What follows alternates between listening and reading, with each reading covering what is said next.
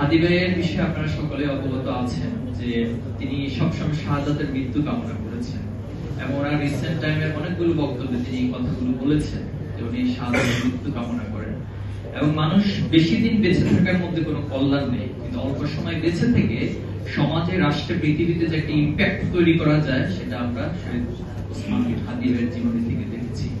এত অল্প সময়ে তিনি এত চমৎকার ভাবে বাংলাদেশের প্রত্যেকটা ইস্যুকে এত চমৎকার ভাবে অ্যাড্রেস করেছেন, এটা সমাধান কি হতে পারে সেই স্বপ্নগুলো দেখিয়েছেন।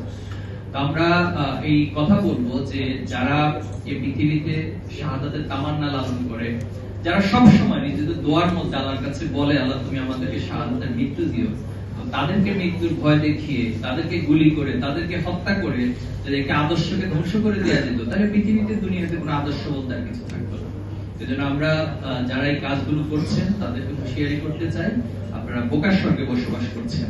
আপনারা হয়তো হাদী ভাইকে হত্যা করেছেন, কিন্তু এই জমিন থেকে যে হাজার হাজার লক্ষ লক্ষ হাদী তৈরি হওয়ার জন্য প্রস্তুত হয়ে যাচ্ছে, তাদেরকে আপনারা হত্যা করতে পারবেন না। হাদী ভাইয়ের আদর্শকে কখনো আপনারা হত্যা করতে পারবেন না।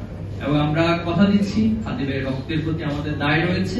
এই দায় থেকে ইসলামী ছাত্র শিবির সহ বাংলাদেশের এই নতুন প্রজন্ম, যারা বাংলাদেশকে সত্যিকার অর্থে বিশ্বের বুকে মাথা উঁচু করে দাঁড় করাতে চায় এবং আধিপত্যবাদের সকল নতজানু নীতির কাছে যারা কখনো মাথা নত করবে না, সেই প্রজন্ম তৈরি হয়েছে এবং সেই ইনসাফ বাংলাদেশে প্রতিষ্ঠিত হবে ইনশাআল্লাহ। পাশাপাশি আমরা বিচার কার্য নিয়ে যে একটি হেয়ালিপনা, উদাসীনতা লক্ষ্য করছি, এই বিষয়ে সরকারের প্রতি আহ্বান জানাবো। আপনাদের এই উদাসীনতার মধ্য দিয়ে যদি হাদী ভাইয়ের বিচার কার্য কোনো কারণে কলঙ্কিত হয় অথবা ব্যর্থ হয়, তাহলে দায় অবশ্যই আপনাদেরকে নিতে হবে, এটা জবাব দিতে হবে। হাদী ভাই কথাটা বলে গিয়েছেন যে আপনারা কিছু করতে না পারলে অন্তত আমার হত্যাকারীদের বিচার করবেন। এজন্য হাদী ভাইয়ের প্রতি যদি ন্যূনতম আপনাদের শ্রদ্ধাবোধ থাকে, অথবা প্রধান উপদেষ্টা তিনি জানাজার নামাজে যে বক্তব্য দিয়েছেন, হাদী কখনো মরে না, হাদী জীবিত থাকে, কিন্তু দুঃখজনক তিনি বিচারের কথাটা বলেন নাই। কেন বলেন নাই, এটা ওনাকে ভবিষ্যতে স্পষ্ট করতে হবে।